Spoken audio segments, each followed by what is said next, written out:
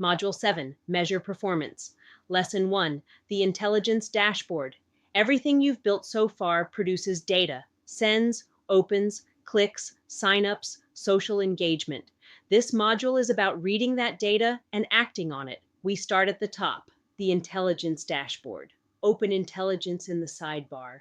The cards across the top are your vital signs: subscriber growth, send volume, engagement, and conversions over the current period. Each card shows the number and the direction.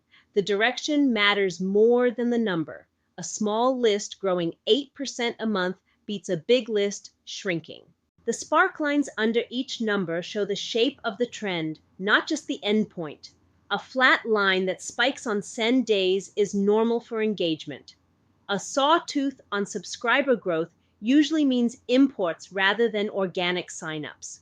You learn your workspace's normal shape fast, and then anomalies jump out. The activity feed is the workspace's diary: sends going out, subscribers joining, consent events, competitor activity landing from research. Use it as a sanity check. If you expected a recurring campaign to fire this morning and the feed doesn't show it, you've caught a problem hours before anyone else would. The dashboard tells you what changed. The rest of this module tells you why. Every number here has a deeper surface behind it: the funnel report, the heat map, retention cohorts, attribution, ad spend.